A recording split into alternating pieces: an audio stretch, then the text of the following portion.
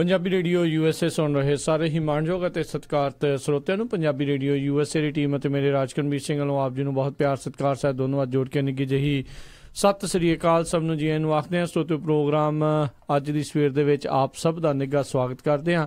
Programme ਦੇ ਵਿੱਚ ਗੱਲਾਂ ਬਾਤਾਂ ਕਰਾਂਗੇ ਆਪਣੇ ਮੁਲਕ ਅਮਰੀਕਾ ਦੇ ਵਿੱਚ ਕੀ ਚੱਲ ਰਿਹਾ ਹੈ, ਇਸ ਦੇ ਨਾਲ ਵਿਸ਼ਵ ਪੱਧਰ ਦੇ ਉੱਤੇ ਹੋਰ ਕਿਹੜੀਆਂ ਗੱਲਾਂ ਜਿਹੜੀਆਂ ਉਹ ਚੱਲ ਰਹੀਆਂ ਆ ਉਸ ਦੇ ਉੱਤੇ ਆਪਾਂ ਨਜ਼ਰ ਬਣਾਵਾਂਗੇ, ਗੱਲਬਾਤ ਕਰਾਂਗੇ। ਤੁਸੀਂ ਵੀ ਆਪਣੇ ਵਿਚਾਰ ਸਾਡੇ ਨਾਲ ਜ਼ਰੂਰ ਸਾਂਝੇ ਕਰ ਸਕਦੇ ਹੋ। ਅਤੇ ਮੇਰੇ ਨਾਲ ਪ੍ਰੋਗਰਾਮ ਦੇ ਵਿੱਚ ਜੁੜ ਚੁੱਕੇ ਨੇ ਹਰਜੋਤ ਸਿੰਘ ਖਾਲਸਾ ਜੀ। ਹਰਜੋਤ ਸਿੰਘ ਜੀ ਨਿੱਘੀ ਜੀ ਆਇਆਂ ਨੂੰ ਪਿਆਰ ਭਰੀ ਸਤਿ ਸ਼੍ਰੀ ਅਕਾਲ ਜੀ। ਸਤਿ ਸ਼੍ਰੀ ਅਕਾਲ ਜੀ। ਪੰਜਾਬੀ ਰੇਡੀਓ USA ਦੇ ਸਰੋਤਿਆਂ ਨੂੰ ਮੇਰੇ ਵੱਲੋਂ ਬਹੁਤ ਹੀ ਪਿਆਰ ਤੇ ਸਤਿਕਾਰ ਭਰੀ ਸਤਿ ਸ਼੍ਰੀ ਅਕਾਲ। ਜਿੰਨੇ ਵੀ ਸਾਡੇ ਨਾਲ ਸਰੋਤੇ ਜੁੜੇ ਹੋਏ ਆ ਫੇਸਬੁੱਕ ਦੇ ਉੱਤੇ, ਸਾਡੇ ਜਿੰਨੇ ਵੀ AM ਸਟੇਸ਼ਨ ਹੈਗੇ ਆ, ਫ੍ਰਿਜ਼ਨੋ, ਜੁਬਾ ਸਿਟੀ, ਸੈਕਰਾਮੈਂਟੋ ਅਤੇ ਸਾਈਡ ਵੈਂਡ ਵਾਲੇ ਜਿੰਨੇ ਵੀ ਸਾਡੇ ਰੇਡੀਓ ਸਟੇਸ਼ਨ ਆ, ਅਤੇ ਟੈਲੀਫੋਨ ਦੇ ਉੱਤੇ ਐਪ ਦੇ ਰਾਹੀਂ ਜਿੰਨੇ ਵੀ ਸਾਡੇ ਸਰੋਤੇ ਜੁੜੇ ਹੋਏ ਆ, ਸਾਰਿਆਂ ਨੂੰ ਬਹੁਤ ਹੀ ਪਿਆਰ ਤੇ ਸਤਿਕਾਰ ਭਰੀ ਸਤਿ ਸ਼੍ਰੀ ਅਕਾਲ।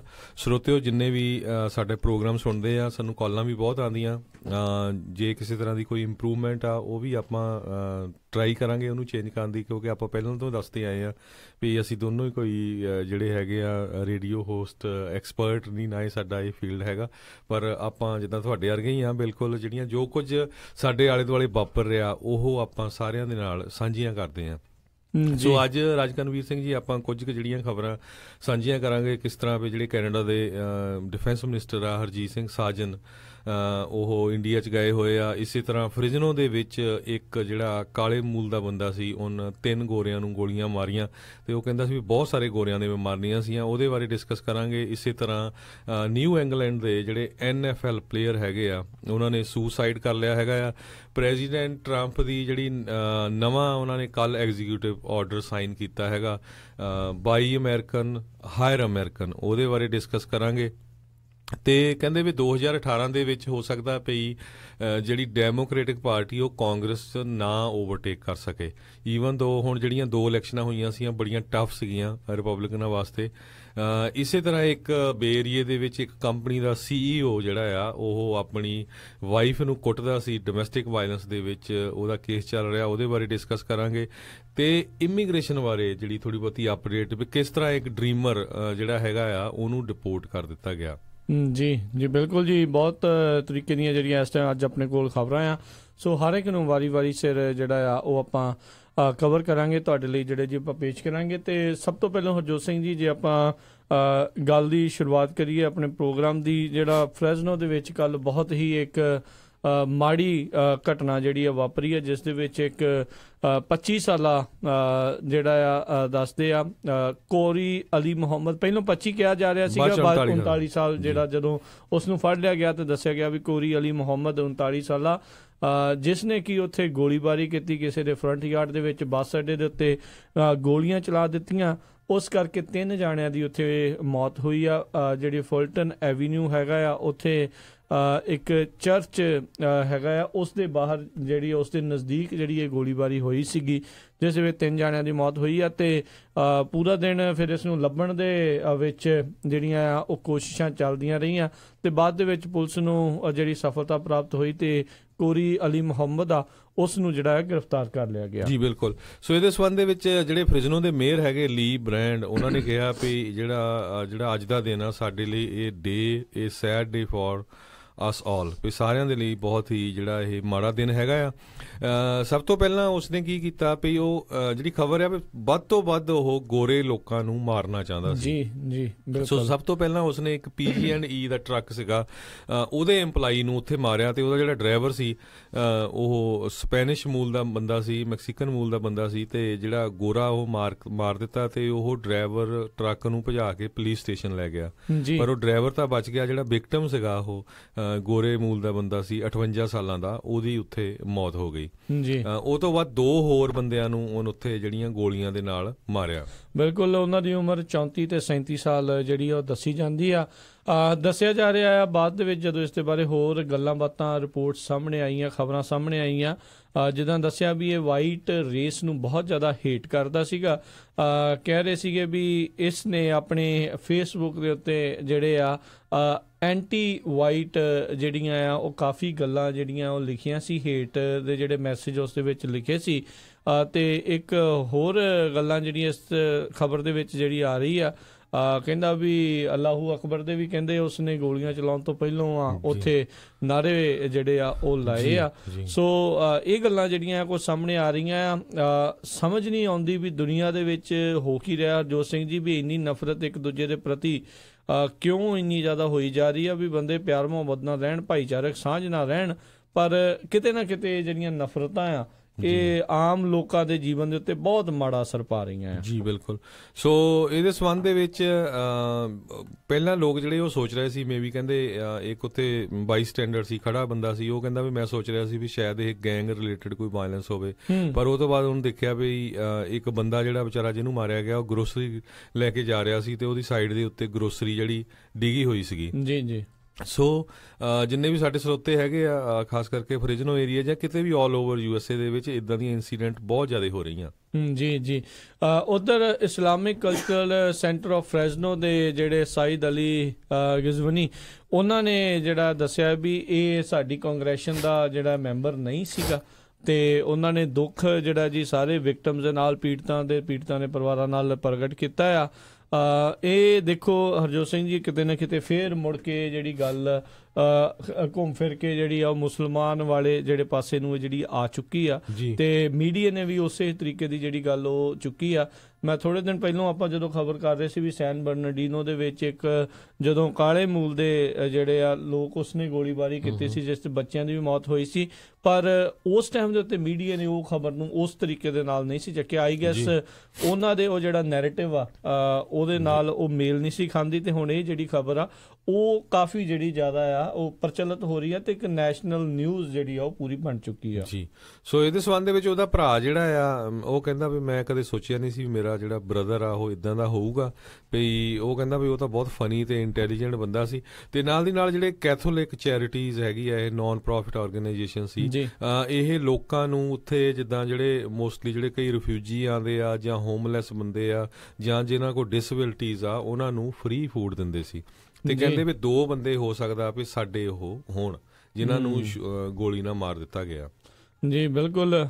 ਬਹੁਤ ਮਾੜੀ ਇੱਕ ਘਟਨਾ ਵਾਪਰੀ ਹੈ ਇਸ ਵਿਸ਼ਵ ਦੇ ਵਿੱਚ, ਜਿਹੜੀ ਇਹ ਸੈਂਸਲੈਸ ਵਾਇਲੈਂਸ ਆ, ਬਗੈਰ ਸੋਚੇ ਸਮਝੇ ਇੱਕ ਦੂਜੇ ਨੂੰ ਮਾਰਨ ਦੀ ਜਿਹੜੀ ਇਸ ਟਾਈਮ ਗੱਲਾਂ ਚੱਲੀਆਂ ਹੋਈਆਂ ਆ, ਉਸ ਦੇ ਉੱਤੇ ਕਾਬੂ ਪੈਣਾ ਚਾਹੀਦਾ ਆ। ਮਾਨਸਿਕ ਤੌਰ ਦੇ ਉੱਤੇ ਇਹਨਾਂ ਦੇ ਦਿਮਾਗ ਦੇ ਵਿੱਚ ਇਹਨਾਂ ਇੱਕ ਦੂਜੇ ਦੇ ਪ੍ਰਤੀ ਜਿਹੜੀ ਨਫ਼ਰਤ ਭਰ ਦਿੱਤੀ ਜਾਂਦੀ ਆ, ਉਸ ਦੇ ਵਿੱਚ ਜਿਹੜੀ ਚੇਂਜਿਸ ਆਉਣ ਦੀ ਜ਼ਰੂਰਤ ਆ। ਬਾਕੀ ਆਪਾਂ ਹਰਜੋਤ ਸਿੰਘ ਜੀ ਕਾਫੀ ਦਿਨਾਂ ਤੋਂ ਇਹੀ ਗੱਲਾਂ ਕਰ ਰਹੇ ਹਾਂ ਵੀ ਦੁਨੀਆ ਭਰ ਦੇ ਵਿੱਚ ਇਸ ਟਾਈਮ ਇੱਕ ਫਾਰ ਰਾਈਟ ਦੀ ਮੂਵਮੈਂਟ ਜਿਹੜੀ ਆ ਉਹ ਚੱਲ ਰਹੀ ਆ।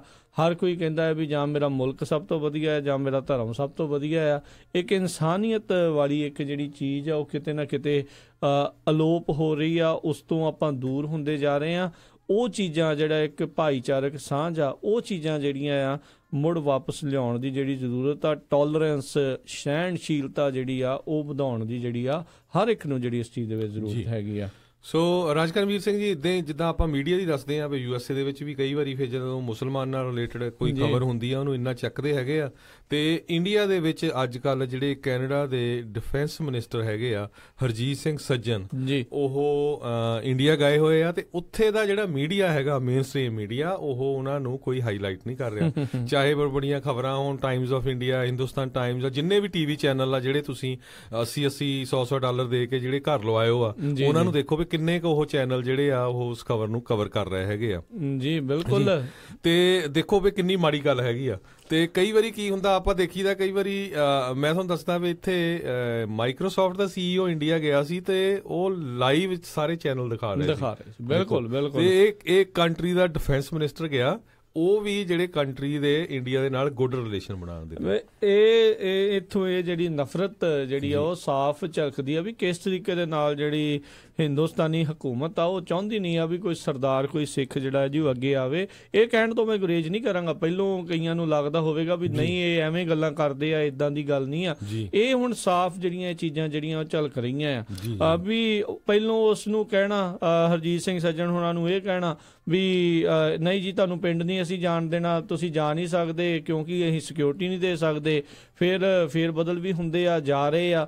ਹੁਣ ਜਿਹੜੀ ਲੇਟੈਸਟ ਖਬਰ ਇਹ ਵੀ ਆਈ ਸੀ ਵੀ ਉਹ ਜਾ ਵੀ ਰਹੇ ਆ। ਪਹਿਲੋਂ ਸਲੂਟ ਆਫ ਜਿਹੜਾ ਆਨਰ ਜਿਹੜਾ ਦੇਣਾ ਆ, ਉਹ ਕਹਿੰਦੇ ਜੀ ਮਿਸ ਪਲੇਸ ਟਾਈਮ ਨਹੀਂ ਹੈਗਾ, ਉਹ ਹੋ ਗਿਆ, ਬਾਅਦ 'ਚ ਦੇ ਵੀ ਦਿੱਤਾ। ਵੀ ਕਿਸ ਤਰੀਕੇ ਦੇ ਨਾਲ ਇੱਕ ਇਹ ਦਿਖਾਉਣ ਦੀ ਕੋਸ਼ਿਸ਼ ਕੀਤੀ ਹੈ ਵੀ ਤੁਸੀਂ ਸਾਡੇ ਲਈ ਇੰਨੇ ਅਹਿਮ ਨਹੀਂ ਹੈਗੇ।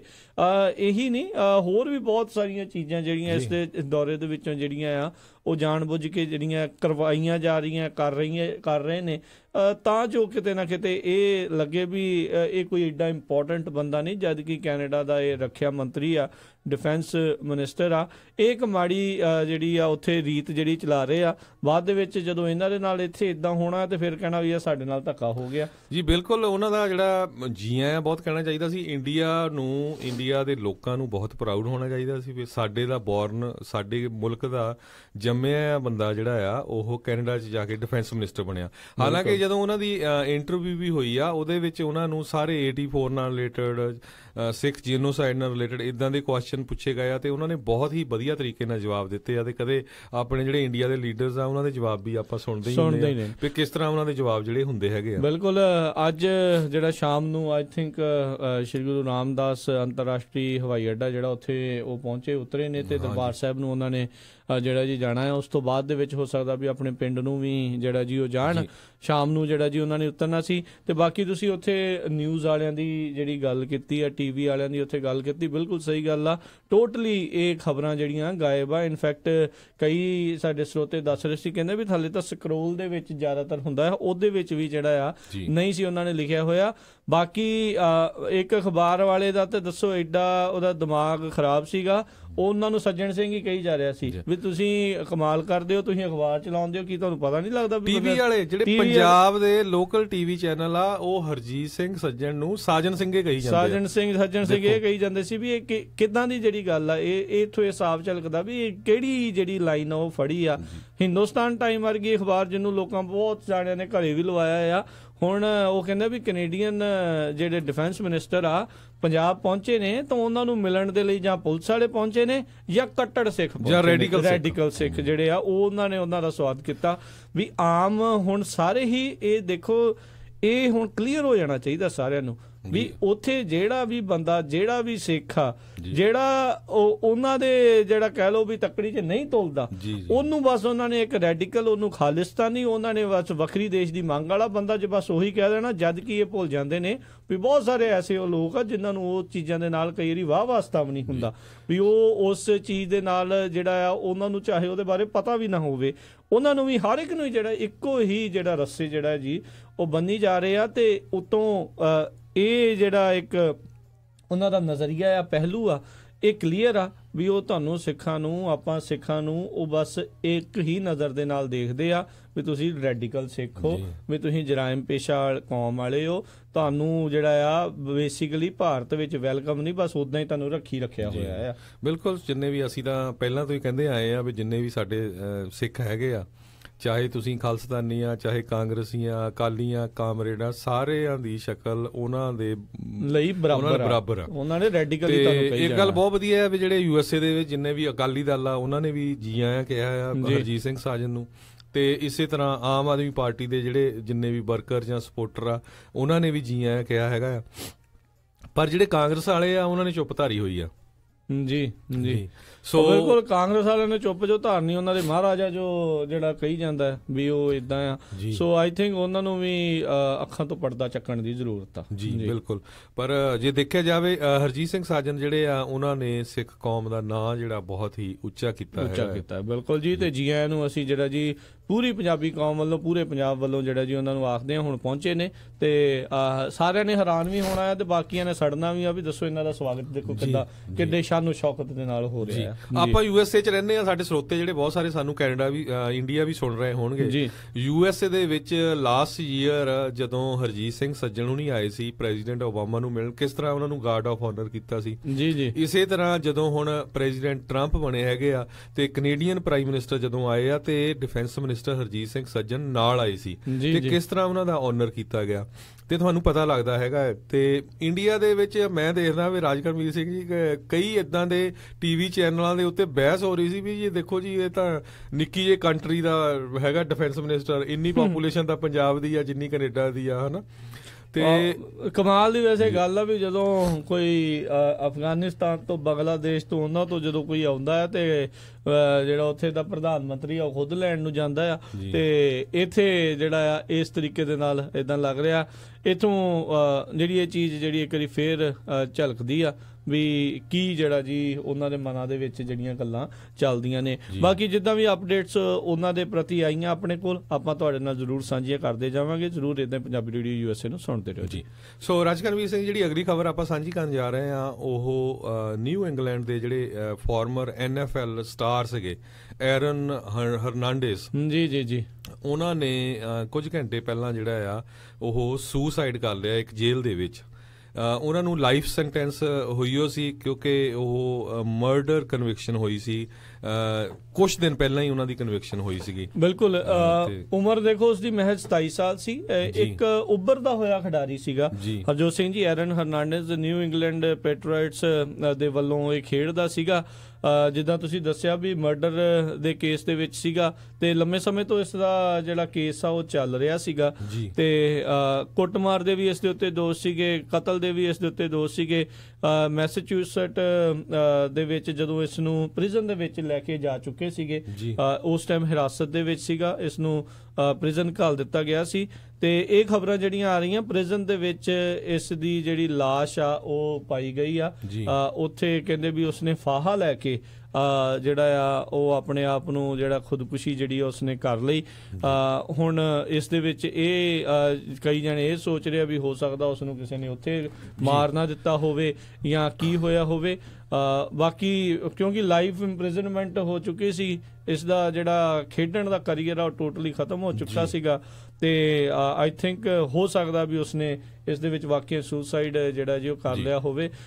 ਬਾਕੀ ਦੇਖੋ ਕਈ ਵਾਰੀ ਜਦੋਂ ਬੰਦਾ ਨਵਾਂ ਕੋਈ ਜਿਹੜਾ ਨਵੇਂ ਅਹੁਦੇ ਦੇ ਉੱਤੇ ਆ ਜਾਂਦਾ ਆ ਜਾਂ ਇੱਕਦਮ ਸਟਾਰ ਬਣ ਜਾਂਦਾ ਆ, ਹੰਕਾਰ ਕਈ ਵਾਰੀ ਬੰਦੇ ਦੇ ਵਿੱਚ ਈਗੋ ਬਹੁਤ ਜ਼ਿਆਦਾ ਆ ਜਾਂਦੀ, ਫਤੂਰ ਜਿਹੜਾ ਜੀ ਉਸ ਅਹੁਦੇ ਦਾ ਜਾਂ ਉਸ ਫੇਮ ਦਾ ਜਿਹੜਾ ਬਹੁਤ ਜ਼ਿਆਦਾ ਚੜ੍ਹ ਜਾਂਦਾ ਆ, ਜਿਸ ਕਰਕੇ ਬੰਦਾ ਇਹ ਕੁਛ ਜਿਹੜਾ ਕਈ ਵਾਰੀ ਬਹੁਤ ਗਲਤ ਕਦਮ ਜਿਹੜਾ ਜੀ ਚੱਕ ਜਾਂਦਾ ਆ।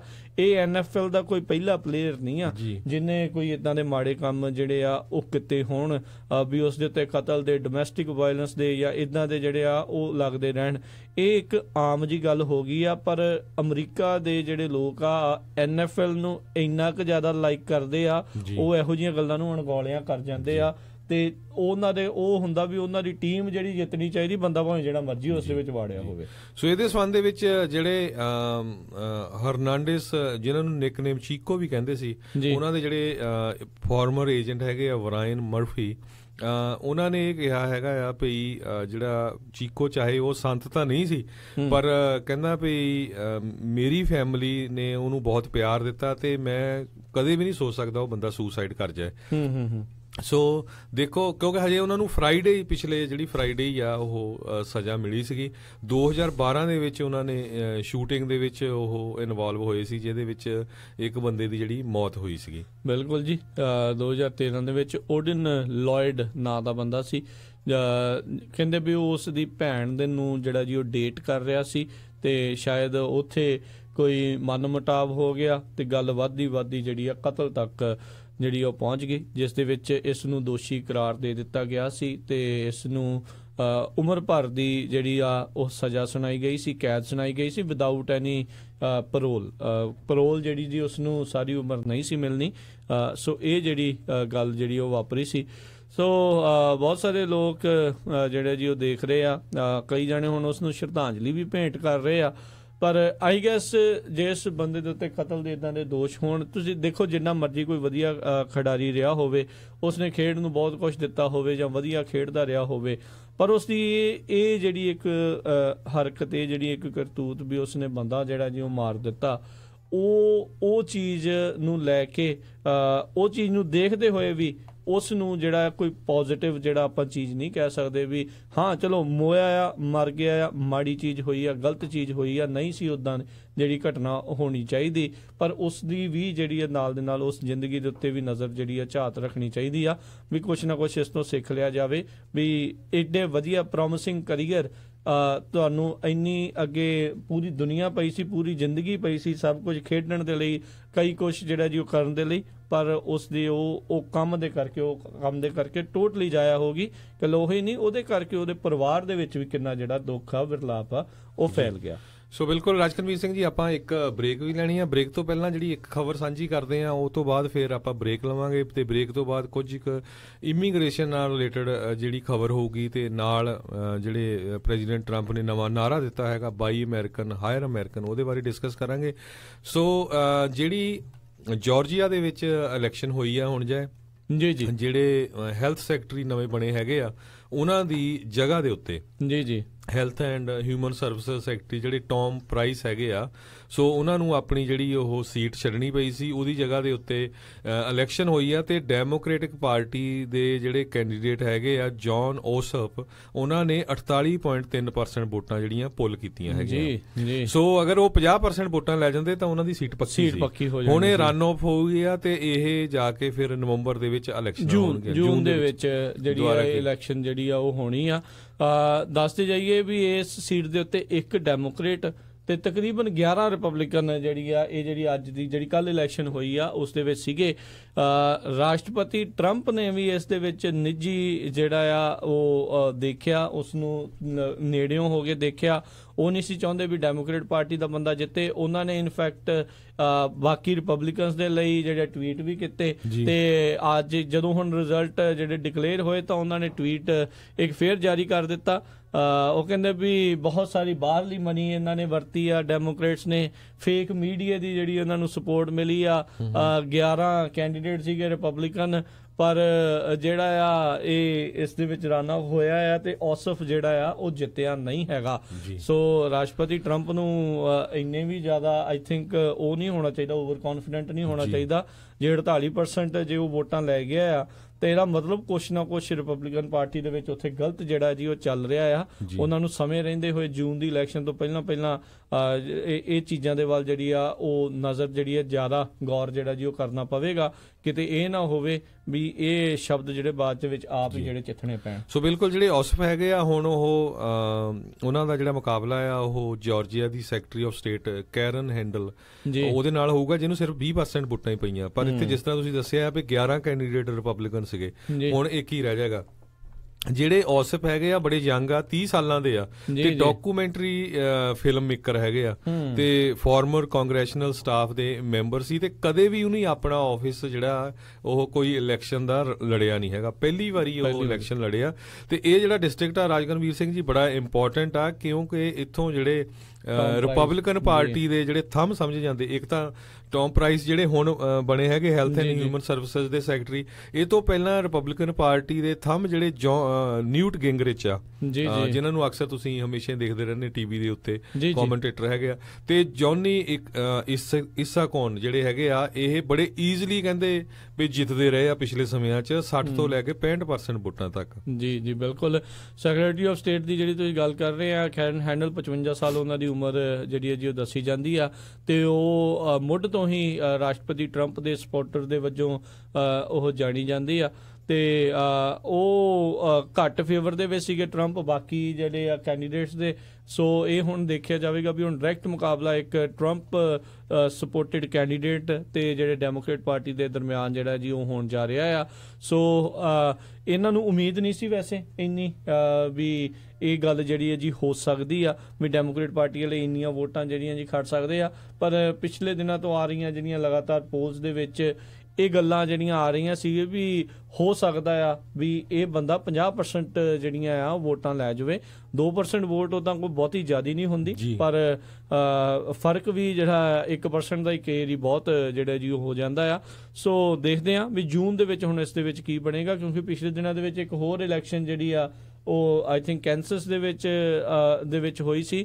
ਉੱਥੇ ਇਦਾਂ ਲੱਗ ਰਿਹਾ ਸੀਗਾ ਵੀ ਸ਼ਾਇਦ ਰਿਪਬਲਿਕਨ ਪਾਰਟੀ ਦੇ ਬੰਦੇ ਨੇ ਹਾਰ ਜਾਣਾ ਆ, ਪਰ ਉੱਥੇ ਜਿਹੜੀ ਰਿਪਬਲਿਕਨ ਪਾਰਟੀ ਦੇ ਬੰਦੇ ਦੀ ਜਿਹੜੀ ਆ ਉੱਥੇ ਜਿੱਤ ਹੋ ਗਈ ਸੀ। ਸੋ ਇਸ ਦੇ ਉੱਤੇ ਵੀ ਕਾਫੀ ਜਿਹੜਾ ਫਰਕ ਰਹੇਗਾ। ਤੇ ਜਿੱਦਾਂ ਤੁਸੀਂ ਸ਼ੁਰੂਆਤ ਦੇ ਵਿੱਚ ਗੱਲ ਕੀਤੀ ਸੀ ਹਰਜੋਤ ਸਿੰਘ ਜੀ, ਵੀ ਹੋ ਸਕਦਾ ਵੀ ਜਿਹੜੀ ਡੈਮੋਕ੍ਰੇਟ ਪਾਰਟੀ ਇਹ ਸੁਪਨਾ ਲੈ ਰਹੀ ਆ ਵੀ ਮਿਡ ਟਰਮ ਇਲੈਕਸ਼ਨ ਦੇ ਵਿੱਚ ਕਾਂਗਰਸ ਸੈਨੇਟ ਜਾਂ ਹਾਊਸ ਦੇ ਵਿੱਚ ਕੋਈ ਮੈਜੋਰਟੀ ਹਾਸਲ ਕਰੇਗੀ।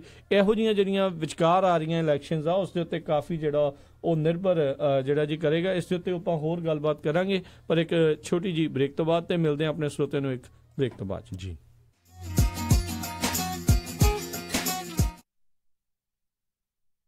ਤੁਸੀਂ ਸੁਣ ਰਹੇ ਹੋ Punjabi radio USA on KOBO 1450 AM Yuba City, KIID 1470 AM Sacramento, and KWRU 1300 AM Fresno. ਸਾਡੇ ਮਾਪਿਓ, ਉਹਨਾਂ ਕੋਲ ਜੋ ਕੁਝ ਵੀ ਸੀ ਸਾਨੂੰ ਸਭ ਕੁਝ ਦਿੱਤਾ। ਜੇ ਉਹ ਨਾ ਹੁੰਦੇ ਤਾਂ ਪਤਾ ਨਹੀਂ ਆਪਾਂ ਕਿੱਥੇ ਹੋਣਾ ਸੀ। ਅੱਜ ਆਪਾਂ ਜੋ ਵੀ ਹਾਂ ਉਹਨਾਂ ਦੀ ਹੀ ਬਦੌਲਤ ਹਾਂ, ਤੇ ਸਮਾਂ ਆਉਣ ਤੇ ਜੇ ਉਹਨਾਂ ਨੂੰ ਸਾਡੀ ਜ਼ਰੂਰਤ ਹੋਵੇ ਤਾਂ ਅਸੀਂ ਉਹਨਾਂ ਕੋਲ ਮੌਜੂਦ ਹੋਈਏ। ਪਰ ਕਈ ਕਾਰਨਾਂ ਕਰਕੇ, ਆਰਥਿਕ ਸਮੇਂ ਦੀ ਘਾਟ, ਕੰਮ ਤੋਂ ਛੁੱਟੀ ਨਾ ਮਿਲਣ ਕਰਕੇ ਇਹ ਸੰਭਵ ਨਹੀਂ ਹੁੰਦਾ। ਪਰ ਐਸੀ ਜ਼ਰੂਰਤ ਵਿੱਚ ਸਮਾਂ ਕੱਢਣਾ ਸੰਭਵ ਹੋ ਸਕਦਾ ਹੈ ਪੇਡ ਫੈਮਿਲੀ ਲੀਵ ਦੇ ਜ਼ਰੀਏ। ਪੇਡ ਫੈਮਿਲੀ ਲੀਵ ਲੈ ਕੇ ਅਸੀਂ ਆਪਣੇ ਚਾਹਣ ਵਾਲਿਆਂ ਦੀ ਜਦੋਂ ਉਹਨਾਂ ਨੂੰ ਸਭ ਤੋਂ ਵੱਧ ਜ਼ਰੂਰਤ ਹੋਵੇ ਉਦੋਂ ਉਹਨਾਂ ਦੀ ਦੇਖਭਾਲ ਕਰ ਸਕਦੇ ਹਾਂ। ਇਹ ਜਾਣਨ ਲਈ ਵੀ ਤੁਸੀਂ 6 ਹਫ਼ਤੇ ਦੀ ਪੇਡ ਫੈਮਿਲੀ ਲੀਵ ਕਿਸ ਤਰੀਕੇ ਨਾਲ ਲੈ ਸਕਦੇ ਹੋ, ਵਿਜ਼ਿਟ ਕਰੋ californiapaidfamilyleave.com, californiapaidfamilyleave.com। ਕੁਝ ਪਲ ਸਭ ਕੁਝ ਬਦਲ ਸਕਦੇ ਨੇ। ਆਪਣਿਆਂ ਲਈ ਹਮੇਸ਼ਾ ਮੌਜੂਦ ਰਹੋ।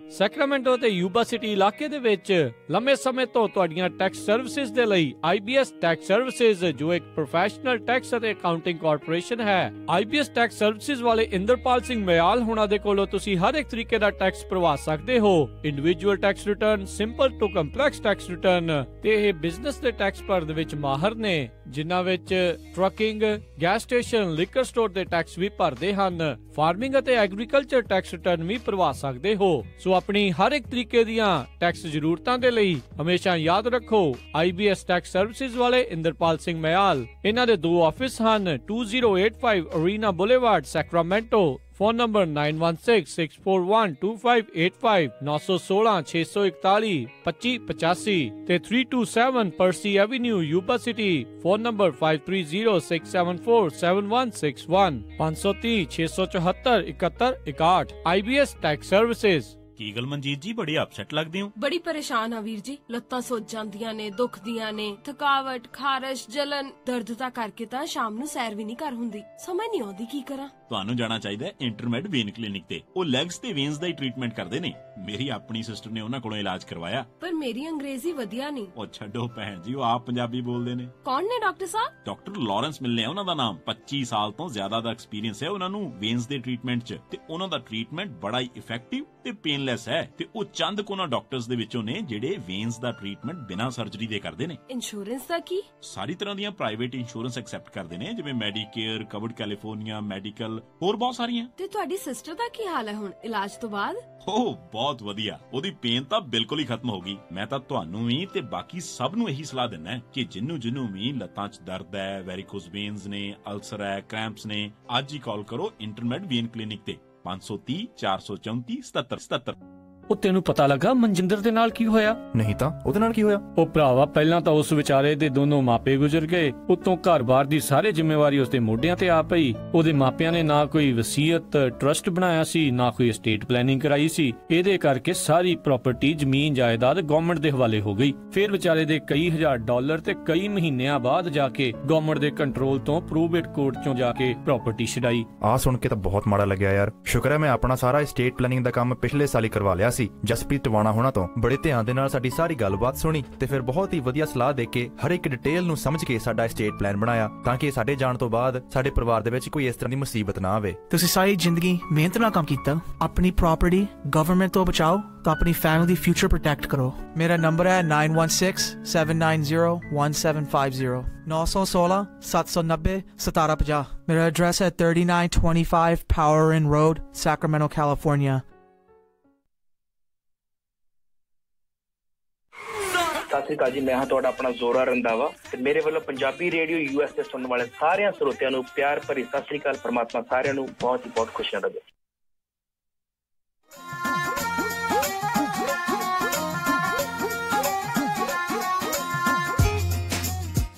ਪੰਜਾਬੀ ਰੇਡੀਓ USA ਸੁਣ ਰਹੇ ਸਾਰੇ ਹੀ ਮਾਣਯੋਗ ਅਤੇ ਸਤਿਕਾਰਤ ਸਰੋਤਿਆਂ ਨੂੰ ਇੱਕ ਵਾਰੀ ਫੇਰ ਨਿੱਘੀ ਜੀ ਆਇਆਂ ਨੂੰ ਸਭ ਦਾ ਸਵਾਗਤ ਕਰਦੇ ਹਾਂ। ਸਰੋਤਿਓ, ਪ੍ਰੋਗਰਾਮ ਚੱਲ ਰਿਹਾ ਹੈ ਅੱਜ ਦੀ ਸਵੇਰ। ਹਰਜੋਤ ਸਿੰਘ ਖਾਲਸਾ ਜੀ ਆਪਣੇ ਨਾਲ ਜੁੜੇ ਹੋਏ ਨੇ। ਹਰਜੋਤ ਸਿੰਘ ਜੀ, ਜੀ ਆਇਆਂ ਨੂੰ ਪਿਆਰ ਭਰੀ ਸਤਿ ਸ਼੍ਰੀ ਅਕਾਲ ਜੀ। ਸਤਿ ਸ਼੍ਰੀ ਅਕਾਲ ਜੀ। ਪੰਜਾਬੀ ਰੇਡੀਓ USA ਸਰੋਤਿਆਂ ਨੂੰ ਬਹੁਤ ਹੀ ਪਿਆਰ ਤੇ ਸਤਿਕਾਰ ਭਰੀ ਸਤਿ ਸ਼੍ਰੀ ਅਕਾਲ। ਸਰੋਤਿਓ, ਅਗਰ ਤੁਸੀਂ ਵੀ ਕੋਈ ਜਿਹੜੀਆਂ ਆਪਾਂ ਖਬਰਾਂ ਸਾਂਝੀਆਂ ਕਰ ਰਹੇ ਹਾਂ ਉਹਦੇ ਬਾਰੇ ਕੋਈ ਆਪਣਾ ਤੁਹਾਡਾ ਕੁਐਸਚਨ ਆ ਜਾਂ ਆਪਣਾ ਤੁਸੀਂ ਕੋਈ ਵਿਚਾਰ ਦੇਣਾ ਚਾਹੁੰਦੇ ਆ ਤੇ ਤੁਸੀਂ ਜ਼ਰੂਰ ਸਾਡੇ ਸਟੂਡੀਓ ਕਾਲ ਕਰ ਸਕਦੇ ਹੋ। ਇਹ ਲਾਈਵ ਪ੍ਰੋਗਰਾਮ ਚੱਲ ਰਿਹਾ ਇਸ ਵੇਲੇ। ਸਾਡਾ ਟੈਲੀਫੋਨ ਨੰਬਰ ਹੈਗਾ 408 272 5200 408-272-5200। ਬਿਲਕੁਲ। ਤੇ ਦੱਸਿਆ ਜੀ, ਇਹ ਸੋਮਵਾਰ ਤੋਂ ਸ਼ੁੱਕਰਵਾਰ ਤੱਕ ਆਪਾਂ ਜਿਹੜਾ ਪ੍ਰੋਗਰਾਮ ਲੈ ਕੇ ਆਉਂਦੇ ਹਾਂ। ਸੋਮਵਾਰ ਤੋਂ ਵੀਰਵਾਰ ਤੱਕ ਅਸੀਂ ਜਿਹੜਾ 8:30 ਤੋਂ 9:30 ਵਜੇ ਤੱਕ ਹੁੰਦੇ ਹਾਂ। ਤੇ ਜਿਹੜਾ ਸ਼ੁੱਕਰਵਾਰ ਨੂੰ ਇਸ ਪ੍ਰੋਗਰਾਮ ਦੇ ਵਿੱਚ ਪਹਿਲੋਂ ਮਿੰਟੂ ਜੀ ਸਾਡੇ ਨਾਲ ਜੁੜਦੇ ਨੇ, ਉਸ ਦੇ ਵਿੱਚ ਉਹ ਤੁਹਾਡੀਆਂ ਕਾਲਸ ਲੈਂਦੇ ਨੇ ਤੇ ਫਿਰ ਅਸੀਂ ਜਿਹੜਾ ਉਹਨਾਂ ਦੇ ਪ੍ਰੋਗਰਾਮ ਤੋਂ ਬਾਅਦ ਦੇ ਵਿੱਚ ਕੁਛ ਚਿਰ ਜਿਹੜਾ ਸ਼ੁੱਕਰਵਾਰ ਨੂੰ ਅਸੀਂ ਲਾਉਂਦੇ ਹਾਂ। ਸੋ ਕੋਸ਼ਿਸ਼ ਸਾਡੀ ਇਹੀ ਹੁੰਦੀ ਆ ਵੀ ਤੁਹਾਨੂੰ ਵੱਧ ਤੋਂ ਵੱਧ ਇਹਨਾਂ ਖਬਰਾਂ ਦੇ ਨਾਲ ਜਿਹੜਾ ਆਪਾਂ ਜਾਣੂ ਕਰਵਾਉਂਦੇ ਰਹੀਏ। ਜੀ ਬਿਲਕੁਲ। ਰਾਜਕਰਮੀਤ ਸਿੰਘ ਜੀ, ਆਪਾਂ ਜਿਹੜੀ ਖਬਰ ਸਭ ਤੋਂ ਪਹਿਲਾਂ ਸਾਂਝੀ ਕਰਨੀ ਹੈ ਵੀ US ਦਾ ਜਿਹੜਾ ਪਾਸਪੋਰਟ ਆ ਉਹਦੇ ਵਿੱਚ ਬਹੁਤ ਸਾਰੀਆਂ ਚੇਂਜਸ ਆ ਰਹੀਆਂ ਜੀ, ਤੇ ਜਿਨ੍ਹਾਂ ਦੇ ਪਾਸਪੋਰਟ ਐਕਸਪਾਇਰ ਹੋ ਗਏ ਆ ਜਾਂ ਹੋਣ ਵਾਲੇ ਆ, ਪਲੀਜ਼ ਆਪਣਾ ਪਾਸਪੋਰਟ ਜਿਹੜਾ ਉਹ ਜਲਦੀ ਤੋਂ ਜਲਦੀ ਅਪਲਾਈ ਕਰ ਲਓ ਕਿਉਂਕਿ ਹੁਣ ਟਾਈਮ ਬਹੁਤ ਲੱਗ ਰਿਹਾ ਜੀ। ਟਾਈਮ ਬਾਅਦ ਤੇ ਪਾਸਪੋਰਟ ਦੇ ਵਿੱਚ ਟੈਕਨੋਲੋਜੀ ਵਾਈਜ਼ ਰਾਜਕਰਮੀਰ ਸਿੰਘ ਜੀ ਕਾਫੀ ਜਿਹੜੀਆਂ ਚੇਂਜਸ ਆ ਰਹੀਆਂ ਹੈਗੀਆਂ। ਬਿਲਕੁਲ। ਤੇ ਇਹ ਦੱਸ ਜਾਈ ਵੀ ਬੰਦਾ ਕਈ ਵਾਰੀ ਸੋਚਦਾ ਵੀ ਮੈਂ ਜਾਣਾ ਆ ਬਾਹਰ, ਚਲੋ ਘੁੰਮਣ ਜਾਂਦੇ ਆ ਤੇ ਬਾਅਦ ਵਿੱਚ ਪਾਸਪੋਰਟ ਦੇਖਦਾ ਇਹਦਾ ਐਕਸਪਾਇਰ ਹੋਇਆ, ਬੰਦਾ ਐਕਸਪੈਡਾਈਟ ਵੀ ਕਰਾਉਂਦਾ ਆ ਤੇ ਕਹਿੰਦੇ ਐਕਸਪੈਡਾਈਸ਼ਨ ਜਿਹੜੀ ਪ੍ਰੋਸੈਸ ਆ ਉਸ ਦੇ ਵਿੱਚ ਵੀ ਹੁਣ ਜ਼ਿਆਦਾ ਸਮਾਂ ਲੱਗ ਰਿਹਾ, ਜਿੱਦਾਂ ਹਰਜੋਤ ਜੀ ਨੇ ਆਲਰੇਡੀ ਜਿਹੜਾ ਜੀ ਉਹ ਦੱਸ ਚੁੱਕਾ ਆ। ਸੋ ਡਿਲੇਜ਼ ਤੋਂ ਬਚਣ ਦੇ ਲਈ ਸਮੇਂ ਰਹਿੰਦੇ ਹੋਏ ਜਿਹੜੇ ਪਹਿਲੋਂ ਤੁਸੀਂ ਜਿਹੜਾ ਅਪਲਾਈ ਕਰੋ। 2007 ਦੇ ਵਿੱਚ ਹਰਜੋਤ ਸਿੰਘ ਜੀ ਇਹਨਾਂ ਨੇ ਇੱਕ ਨਵਾਂ ਇਨੀਸ਼ੀਏਟਿਵ ਚਲਾਇਆ ਸੀ, ਵੈਸਟਰਨ ਹੈਮੀਸਫੇਅਰ ਟਰੈਵਲ ਇਨੀਸ਼ੀਏਟਿਵ। ਕਹਿੰਦੇ ਉਸ ਟਾਈਮ ਦੇ ਉੱਤੇ ਤਕਰੀਬਨ 18 ਮਿਲੀਅਨ ਲੋਕਾਂ ਨੇ ਜਿਹੜੇ ਆ ਨਵੇਂ ਪਾਸਪੋਰਟ ਉਹ ਬਣਾਏ ਸੀ ਤੇ ਉਹਨਾਂ ਦੀ ਮਿਆਦ ਬਹੁਤਿਆਂ ਦੀ 10-10 ਸਾਲ ਦੀ ਸੀ। ਸੋ 2017 ਸਨ ਚੱਲ ਰਿਹਾ ਆ, ਇਸ ਕਰਕੇ ਉਹ ਐਕਸਪਾਇਰ ਹੋਣ ਵਾਲੇ ਆ, ਰੀਨਿਊ ਕਰਾਉਣੇ ਪੈਣੇ ਆ।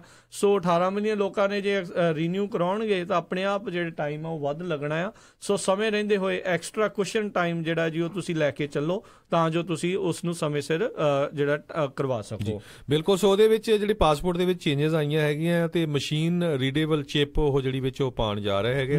ਪਾਤੀ ਆ ਉਹਨੀ ਆਲਰੇਡੀ। ਪਹਿਲਾਂ 52 ਪੇਜਾਂ ਦਾ ਹੁੰਦਾ ਸੀ ਪਾਸਪੋਰਟ ਤੇ ਹੁਣ ਜਿਹੜਾ ਉਹਨੀ ਪਾਸਪੋਰਟ ਆ 28 ਪੇਜਾਂ ਦਾ ਜਿਹੜਾ ਕਰ ਦਿੱਤਾ ਹੈਗਾ ਜੀ, ਛੋਟਾ ਕਰ ਦਿੱਤਾ। ਤੇ ਫੀਸ ਜਿਹੜੀ ਆ ਆਲਮੋਸਟ $110 ਆ। 8000 ਦੇ ਕਰੀਬ ਜਿਹੜੇ ਏਜੰਟਸ ਹੈਗੇ ਆ ਜਿੱਥੇ ਤੁਸੀਂ ਪਾਸਪੋਰਟ ਅਪਲਾਈ ਕਰ ਸਕਦੇ ਆ। ਪੋਸਟ ਆਫਿਸ ਬਹੁਤ ਸਾਰੇ ਹੈਗੇ ਜਿੱਥੇ ਤੁਸੀਂ ਅਪਲਾਈ ਕਰ ਸਕਦੇ ਹੋ, ਗੂਗਲ ਤੇ ਸਰਚ ਕਰ ਸਕਦੇ ਹੈਗੇ ਆ। ਬਿਲਕੁਲ। ਪੋਸਟ ਆਫਿਸ ਜ਼ਿਆਦਾਤਰ ਉਹ ਹੁੰਦੇ ਆ ਤੇ ਨਾਲ ਜਿਹੜਾ ਤੁਸੀਂ ਪੇਜਸ ਦੀ ਗੱਲ ਕਰ ਰਹੇ ਸੀ, ਜੇ ਤੁਸੀਂ 52 ਪੇਜਾਂ ਦਾ ਹੀ ਲੈਣਾ ਹੈ ਉਸ ਦੇ ਲਈ ਤੁਹਾਡੇ ਐਕਸਟਰਾ ਪੈਸੇ ਜਿਹੜੇ ਆ ਜੀ ਉਹ ਡਾਲਰ ਜਿਹੜੇ ਜੀ ਲੱਗਣਗੇ ਤੇ ਐਡੀਸ਼ਨਲ 24 ਪੇਜ ਦੇ ਵੀਜ਼ਾ ਜਿਹਦੇ ਉੱਤੇ ਲੱਗ ਜਾਂਦਾ ਆ ਉਹ ਤੁਸੀਂ ਉਸ ਦੇ ਵਿੱਚ ਜਿਹੜਾ ਆ ਉਹ ਲਵਾ ਸਕਦੇ ਹੋ। ਤੇ ਜਿੱਦਾਂ ਹਰਜੋਤ ਸਿੰਘ ਜੀ ਨੇ ਦੱਸਿਆ ਆ, ਇਹ ਇੱਕ ਹਰਜੋਤ ਸਿੰਘ ਜੀ ਇੱਕ ਰੀਅਲ ID ਐਕਟ ਕੁਝ ਸਾਲ ਪਹਿਲਾਂ ਜਿਹੜਾ ਆ ਪਾਸ ਹੋਇਆ ਸੀ ਅਮਰੀਕਾ ਦੇ ਵਿੱਚ। ਇਹ ਆਪਾਂ ਪਾਸਪੋਰਟ ਦੀ ਗੱਲ ਕਰ ਰਹੇ ਹਾਂ। ਆਉਣ ਵਾਲੇ ਦਿਨਾਂ ਦੇ ਵਿੱਚ ਜਿਹੜਾ ਕੈਲੀਫੋਰਨੀਆ ਆ ਤੇ ਹੋਰ ਬਹੁਤ ਸਾਰੀਆਂ ਸਟੇਟਸ ਆ ਉਹਨਾਂ ਨੇ ਉਸ ਰੀਅਲ ID ਐਕਟ ਦੇ ਤਹਿਤ ਕੰਪਲਾਇੰਟ ਹੋਣਾ ਆ। ਕੈਲੀਫੋਰਨੀਆ ਨੇ ਐਕਸਟੈਂਸ਼ਨ ਲਈ ਸੀ, ਪਿਛਲੇ ਸਾਲ ਪਹਿਲਾਂ ਹੋਣਾ ਸੀ, ਹੁਣ ਅਕਤੂਬਰ ਜਾਂ ਨਵੰਬਰ ਇਸ ਸਮੇਂ ਦੇ ਦੌਰਾਨ ਇੱਥੇ ਦੀਆਂ ਜਿਹੜੀਆਂ IDs ਆ ਉਹਨਾਂ ਨੇ ਵੀ ਰੀਅਲ ID ਦੇ ਤਹਿਤ ਜਿਹੜਾ ਕੰਪਲਾਇੰਟ ਹੋਣਾ ਹੈ, ਜਿਸ ਦੇ ਵਿੱਚ ਆਪਣੇ ਸਾਰਿਆਂ ਦੇ ਹੀ ਇੱਥੇ ਹੁਣ ਜਿੰਨਿਆਂ ਦੀਆਂ IDs ਆ ਜਾਂ DMV ਦੇ ਜਿਹੜੇ ਲਾਇਸੈਂਸ ਆ ਉਹ ਮੁੜ ਤੋਂ ਦੁਬਾਰਾ ਤੋਂ ਜਿਹੜੇ ਜੀ ਉਹ ਬਣਨਗੇ। ਉਹਦੇ ਵਿੱਚ ਵੀ ਮਸ਼ੀਨ ਰੀਡੇਬਲ ਜਿਹੜੀ ਟੈਕਨੋਲੋਜੀ ਜਿਹੜੀ ਉਹ ਲੱਗਣੀ ਆ, ਚਿਪ ਲੱਗਣੀ ਆ। ਤੇ ਕਿਉਂਕਿ ਇਸ ਦੇ ਵਿੱਚ ਕਾਰਨ ਹਰਜੋਤ ਸਿੰਘ ਜੀ ਉਹ ਦੱਸ ਰਹੇ ਸੀ ਵੀ ਜਦੋਂ ਡੋਮੈਸਟਿਕਲੀ ਤੁਸੀਂ ਟਰੈਵਲ ਕਰਦੇ ਹੋ ਤਾਂ ਤੁਸੀਂ ਲਾਇਸੈਂਸ ਦਿਖਾ ਕੇ ਜਿਹੜਾ ਟਰੈਵਲ ਕਰ ਲੈਂਦੇ ਹੋ, ਉਸ ਦੇ ਵਿੱਚ ਤੁਹਾਡਾ ਕਦੀ ਨਹੀਂ ਚੈੱਕ ਕਰਦੇ ਵੀ ਤੁਸੀਂ ਵਰਕ ਪਰਮਿਟ ਤੇ ਹੋ, ਗ੍ਰੀਨ ਕਾਰਡ ਤੇ ਹੋ, ਪਾਸਪੋਰਟ ਹੋਲਡਰ ਹੋ ਜਾਂ ਕਿਹੜੇ ਹੋ। ਕਹਿੰਦੇ ਵੀ ਹੁਣ ਜਿਹੜੇ ਨਵੇਂ ਰੀਅਲ ID ਦੇ ਵਿੱਚ ਉਹ ਜਿਹੜੇ ਲਾਇਸੈਂਸ ਦੇ ਵਿੱਚ ਹੀ ਇਹ ਮਾਰਕ ਕਰ ਦਿੱਤਾ ਜਾਵੇਗਾ, ਉਹ ਇਨਫੋਰਮੇਸ਼ਨ ਪਾ ਦਿੱਤੀ ਜਾਵੇਗੀ ਵੀ ਤੁਸੀਂ ਇੱਥੇ ਦੇ ਸਿਟੀਜ਼ਨ ਹੋ, ਗ੍ਰੀਨ ਕਾਰਡ ਹੋਲਡਰ ਹੋ, ਵਰਕ ਪਰਮਿਟ ਤੇ ਹੋ, ਅਨਡਾਕੂਮੈਂਟਡ ਹੋ, ਕਿੱਦਾਂ ਆ, ਹਰ ਇੱਕ ਚੀਜ਼ ਜਿਹੜੀ ਕਹਿੰਦੇ ਵੀ ਉਸ ਦੇ ਵਿੱਚ ਉਹ ਪਾ ਦਿੱਤੀ ਜਾਵੇਗੀ। ਤੇ ਮੈਂ ਦੇਖ ਰਿਹਾ ਸੀਗਾ ਜਿਹੜਾ ਤੁਸੀਂ USCIS ਦੀ ਵੈਬਸਾਈਟ ਦੇ ਉੱਤੇ ਜਾ ਕੇ ਰੀਅਲ ID ਜਿਹੜਾ ਆ ਉਹ ਲਾਅ ਚੈੱਕ ਕਰ ਲਓ ਤੇ ਅਕਤੂਬਰ ਜਾਂ ਨਵੰਬਰ 2017 ਤੱਕ ਕੈਲੀਫੋਰਨੀਆ ਜਿਹੜਾ ਕੰਪਲਾਇੰਟ ਹੋਣ ਜਾ ਰਿਹਾ, ਸੋ ਉਸ ਦੇ ਵਿੱਚ ਵੀ ਜਿਹੜੇ ਚੇਂਜਸ ਆ ਰਹੇ ਨੇ।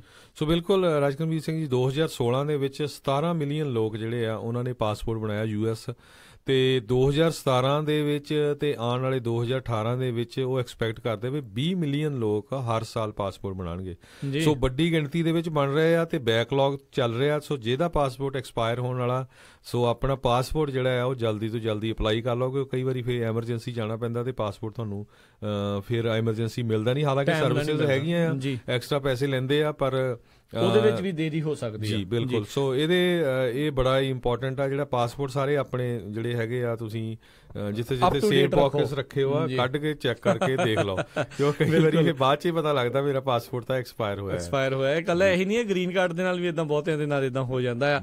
ਤੇ ਦੱਸ ਰਹੇ ਵੀ ਨਵੀਂ ਟੈਕਨੋਲੋਜੀ ਪੋਲੀਕਾਰਬੋਨੇਟ ਕੋਟਿੰਗ ਜਿਹੜੀ ਜੀ ਕਰੇਗੀ ਤੇ ਜਿਹੜਾ ਇਸ ਨੂੰ ਵਾਟਰਪ੍ਰੂਫ ਵੀ ਬਣਾਵੇਗੀ। ਤੇ ਜਿੱਦਾਂ ਆਪਾਂ ਫੋਲਡ ਕਰ ਲੈਂਦੇ ਆ ਨਾ ਵੀ ਕਈ ਵਾਰੀ ਜੇਬ 'ਚ ਪਾਉਣ ਲਈ ਜਾਂ ਪਰਸ 'ਚ ਪਾਉਣ ਦੇ ਲਈ, ਤੇ ਕਹਿੰਦੇ ਵੀ ਬੈਂਡਿੰਗ ਪ੍ਰੂਫ ਵੀ ਜਿਹੜਾ ਹੋਵੇਗਾ, ਸਿੱਧਾ ਜਿਹੜਾ ਆ ਉਹ ਰਿਹਾ ਕਰੇਗਾ।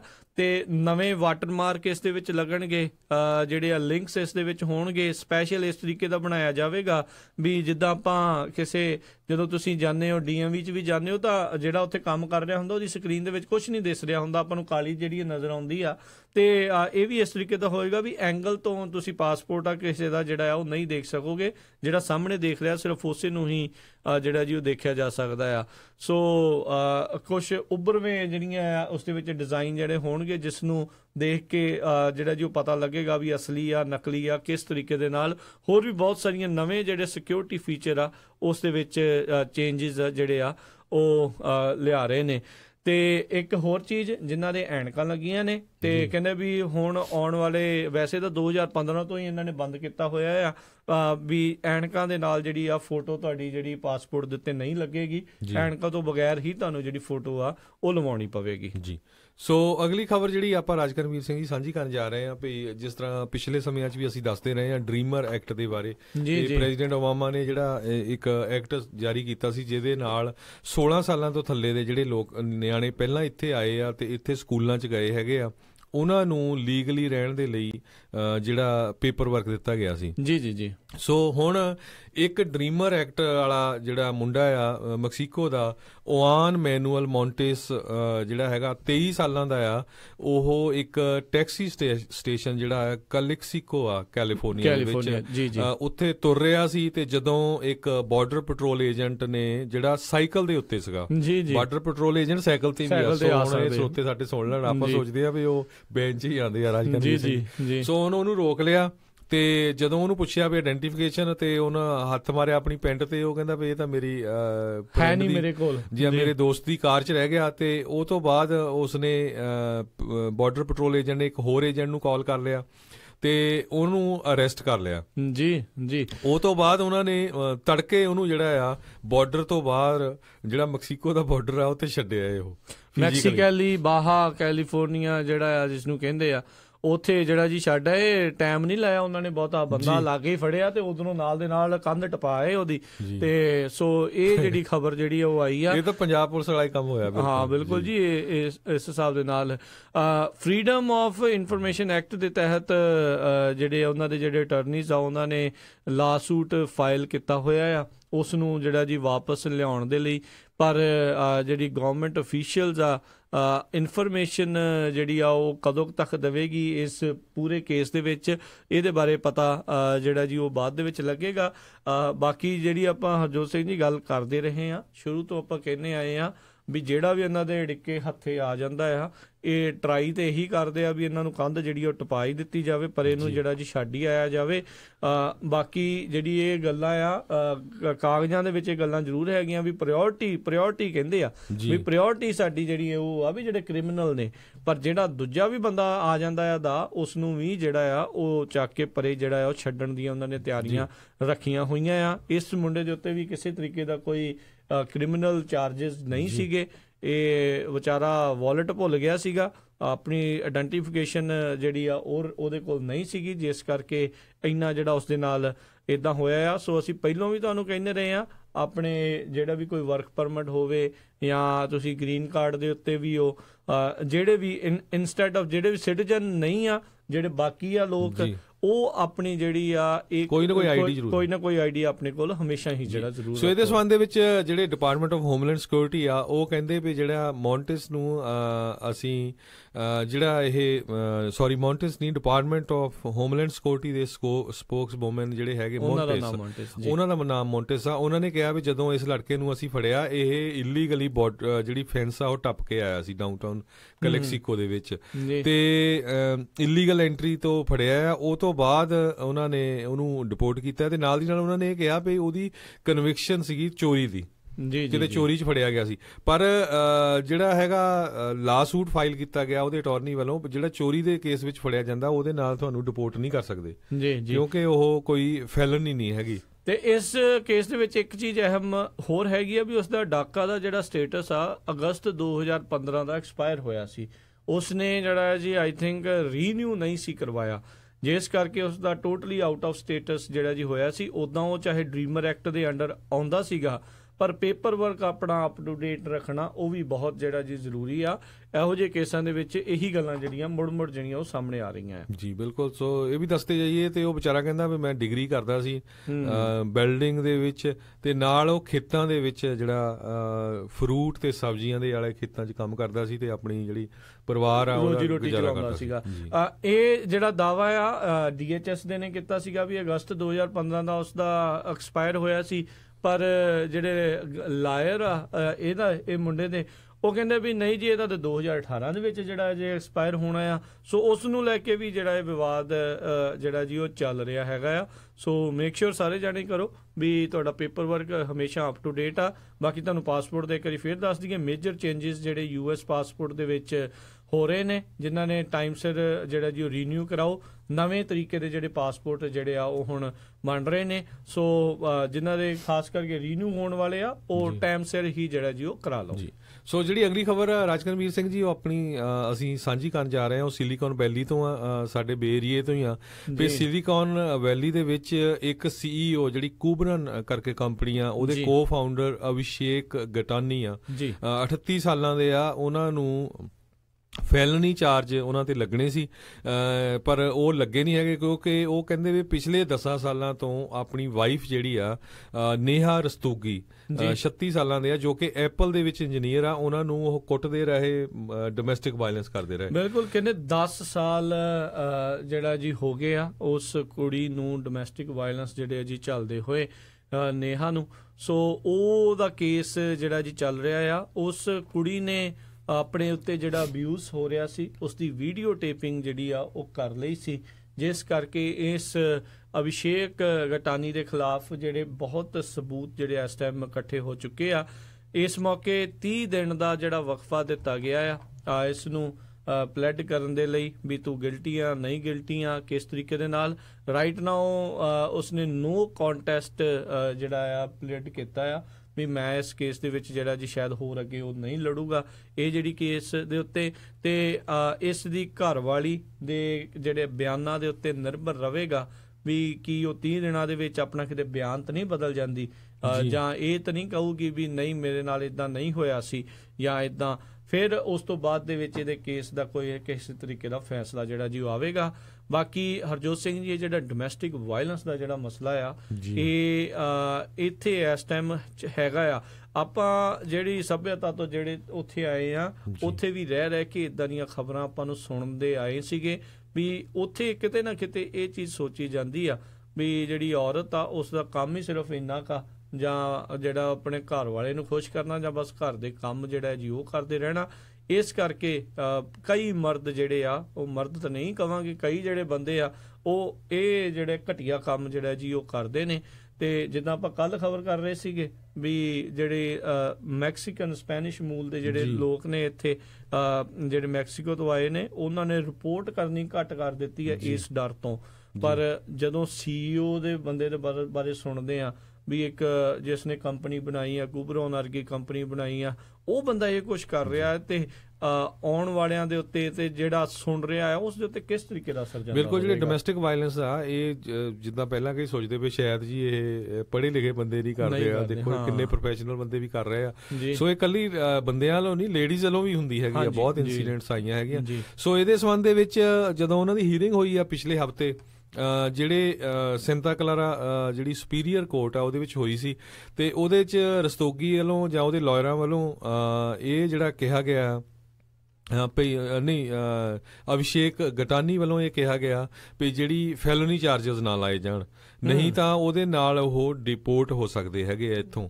ਸੋ ਪਰ ਜਿਹੜੀ ਉਹਦੀ ਵਾਈਫ ਆ ਉਹ ਕਹਿੰਦੀ ਵੀ ਨਹੀਂ, ਫੈਲੋਨੀ ਚਾਰਜ ਲੱਗਣੇ ਚਾਹੀਦੇ ਆ, ਤੇ ਕਹਿੰਦੇ ਹੋ ਸਕਦਾ ਵੀ ਉਹਨਾਂ ਤੇ ਮਿਸਡਮੀਨਰ ਤੇ ਨਾਲ ਦੀ ਨਾਲ ਅਫੈਂਸਿਵ ਟੱਚਿੰਗ ਦੇ ਚਾਰਜਸ ਲੱਗ ਕੇ ਤੇ ਉਹਨਾਂ ਨੂੰ 30 ਦਿਨਾਂ ਦੀ ਜਿਹੜੀ ਆ ਉਹ ਜੇਲ੍ਹ ਦੀ ਹਵਾ ਖਾਣੀ ਪਵੇ। ਦੱਸੋ ਕਿੰਨੀ ਮਾੜੀ ਗੱਲ ਆ ਹਰਜੋਤ ਸਿੰਘ ਜੀ। ਆਪਾਂ ਹੁਣੇ ਡਾਕਾ ਵਾਲੇ ਬੰਦੇ ਦੀ ਗੱਲ ਕਰਕੇ ਹਟੇ ਆ ਵੀ ਉਹਦੇ ਉੱਤੇ ਚੋਰੀ ਦਾ ਦੋਸ਼ ਸੀਗਾ ਤੇ ਉਸ ਨੂੰ ਚੱਕ ਕੇ ਬਾਰਡਰ ਟਪਾ ਆਏ ਆ, ਤੇ ਆਹ ਬੰਦਾ ਜਸਟ ਬਿਕੋਜ਼ ਇੱਕ CEO ਆ, ਇਸ ਕੋ ਪੈਸਾ ਹੈ, ਪਾਵਰਫੁਲ ਆ, ਇਸ ਹਿਸਾਬ ਦੇ ਨਾਲ ਵੀ ਇਹ ਕਹਿੰਦਾ ਵੀ ਮੇਰੇ ਤੇ ਮਿਸਡਮੀਨਰ ਚਾਰਜਸ ਨਾ ਲਾਏ ਜਾਣ।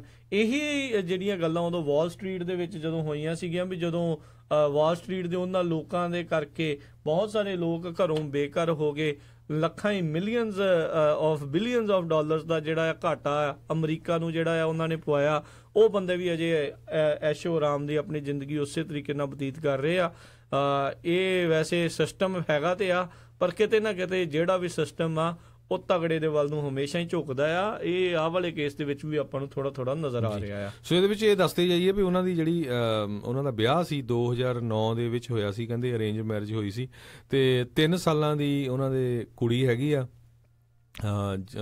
ਜਿਹੜੀ ਰਸਤੋਗੀ ਫੈਮਿਲੀ ਦੇ ਕੋਲ, ਤੇ ਜਿਹੜੇ ਹੈਗੇ ਆ ਨੇਹਾ ਜੀ ਤੇ ਅਭਿਸ਼ੇਕ ਗਟਾਨੀ ਜਿਹੜੀ ਫੈਮਿਲੀ ਹੈਗੀ ਆ। ਸੋ ਕਹਿੰਦੇ ਵੀ ਆਪਣੀ ਵਾਈਫ ਨੂੰ ਉਹ ਕੁੱਟਦਾ ਸੀ, ਜੋ ਕਿ ਐਪਲ ਦੇ ਵਿੱਚ ਕਾਫੀ ਹਾਈ ਲੈਵਲ ਦੇ ਉੱਤੇ ਇੰਜੀਨੀਅਰ ਆ, ਜੋ ਕਿ ਆਈਫੋਨ ਦੀ ਜਿਹੜੀ ਐਪਲੀਕੇਸ਼ਨ ਆ ਉਹਦੇ ਵਿੱਚ ਉਹ ਡਿਵੈਲਪ ਕਰਨ ਦੇ ਵਿੱਚ ਮੇਨ ਟੀਮ ਦੇ ਵਿੱਚ ਸੀ। ਜੀ ਬਿਲਕੁਲ। ਸੋ ਇਹ ਜ਼ਰੂਰ ਕਿਸੇ ਦਿਨ ਆਪਾਂ ਇਹਦੇ ਟੌਪਿਕ ਦੇ ਉੱਤੇ ਵੈਸੇ ਵੀ ਜਿਹੜੇ ਜੀ ਜ਼ਰੂਰ ਗੱਲ ਕਰਾਂਗੇ ਕਿਤੇ ਨਾ ਕਿਤੇ, ਕਿਉਂਕਿ ਬਲਵਿੰਦਰ ਜੀ ਵੀ ਆਪਣੇ ਪ੍ਰੋਗਰਾਮਸ ਦੇ ਵਿੱਚ ਇਹੋ ਜਿਹੇ ਵਿਸ਼ਿਆਂ ਦੇ ਉੱਤੇ ਅਕਸਰ ਗੱਲ ਕਰਦੇ ਰਹਿੰਦੇ ਆ। ਜ਼ਰੂਰ ਉਹ ਵੀ ਕਿਸੇ ਨਾ ਕਿਸੇ ਦਿਨ ਜਿਹੜਾ ਡੋਮੈਸਟਿਕ ਵਾਇਲੈਂਸ ਦਾ ਜਿਹੜਾ ਮਸਲਾ ਆ ਉਹ ਜ਼ਰੂਰ ਉਹ ਲੈ ਕੇ ਆਉਣਗੇ। ਤੇ ਆਪਾਂ ਹਰਜੋਤ ਸਿੰਘ ਜੀ ਜਿਹੜਾ ਜੀ ਅੱਗੇ ਆਪਾਂ ਵਧਾਂਗੇ।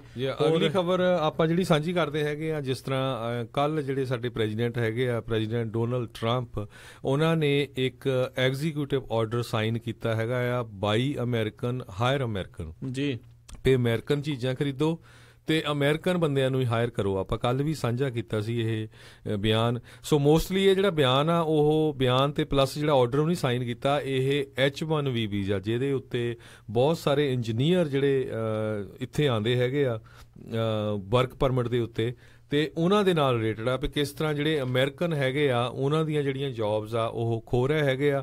ਹਾਲਾਂਕਿ ਜਿਹੜੇ ਉਹ H1B ਵੀਜ਼ਾ ਵਾਲੇ ਆ ਰਹੇ ਆ ਉਹ ਕਹਿੰਦੇ ਵੀ ਵੈਲ ਕੁਆਲੀਫਾਈਡ ਨਹੀਂ ਹੈਗੇ, ਲੋ ਵੇਜਸ ਤੇ ਉਹਨਾਂ ਨੂੰ ਹਾਇਰ ਕੀਤਾ ਜਾਂਦਾ ਹੈਗਾ ਆ, ਤੇ ਉਹ ਲੋਟਰੀ ਸਿਸਟਮ ਹੈਗਾ ਆ। ਆਲਮੋਸਟ 85,000 ਦੇ ਕਰੀਬ ਜਿਹੜੇ H1B ਵੀਜ਼ਾ ਆ ਐਵਰੀ ਈਅਰ ਦਿੱਤੇ ਜਾਂਦੇ ਆ, ਤੇ ਵੱਡੀ ਗਿਣਤੀ ਦੇ ਵਿੱਚ ਜਿਹੜੇ ਲੋਕ ਆ ਉਹ ਅਪਲਾਈ ਕਰਦੇ ਆ ਉਹਨੂੰ। ਜੀ ਜਿਹੜਾ ਇੱਕ ਸੀਜ਼ਨਲ ਵੀਜ਼ਾ H2B ਵੀਜ਼ਾ ਆ ਉਸ ਦੇ ਉੱਤੇ ਕਹਿੰਦੇ ਕਿਸੇ ਤਰੀਕੇ ਦਾ ਕੋਈ ਅਸਰ ਜਿਹੜਾ ਆ ਉਹ ਨਹੀਂ ਰਹੇਗਾ।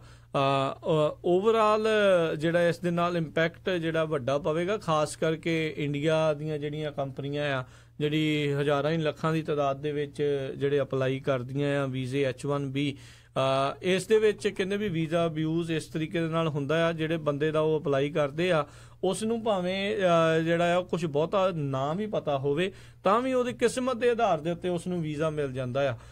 ਬਹੁਤ ਸਾਰੇ ਜਿਹੜੇ ਲੋਕਾਂ ਨੂੰ ਚਾਹੀਦਾ ਹੁੰਦਾ ਹੈ ਵੀਜ਼ਾ, ਜਿਨ੍ਹਾਂ ਨੂੰ ਮਿਲਣਾ ਚਾਹੀਦਾ ਆ ਉਹਨਾਂ ਦੇ ਸਕਿੱਲ ਦੇ ਆਧਾਰ ਦੇ ਉੱਤੇ, ਉਹ ਵਿਚਾਰੇ ਰਹਿ ਜਾਂਦੇ ਆ।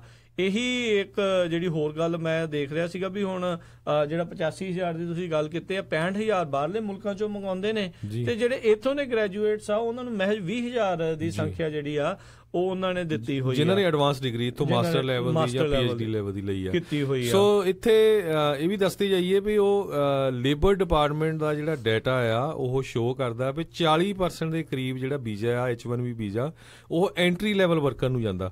ਹਾਲਾਂਕਿ ਜਦੋਂ ਜਿਹੜਾ ਇਹ H1B ਵੀਜ਼ਾ ਜਿਹੜਾ ਕ੍ਰੀਏਟ ਕੀਤਾ ਗਿਆ ਸੀ STEM ਲਈ, ਜਿਹੜੇ ਹਾਈਲੀ ਕੁਆਲੀਫਾਈਡ ਸੀਗੇ ਇੰਜੀਨੀਅਰ, ਸਾਇੰਸ, ਟੈਕਨੋਲੋਜੀ ਤੇ ਮੈਥਮੈਟਿਕਸ ਦੇ ਵਿੱਚ, ਉਹਨਾਂ ਲਈ ਕ੍ਰੀਏਟ ਕੀਤਾ ਗਿਆ ਸੀ। ਸੋ 40% ਕਹਿੰਦੇ ਐਂਟਰੀ ਲੈਵਲ ਵਰਕਰਸ ਲਈ ਜਾਂਦਾ, ਤੇ 40% ਜਿਹੜੇ ਥੋੜਾ ਜਿਹਾ ਜਿਨ੍ਹਾਂ ਦਾ ਲਿਮਟਿਡ ਐਕਸਪੀਰੀਅੰਸ ਐਂਡ ਸਕਿੱਲ ਆ।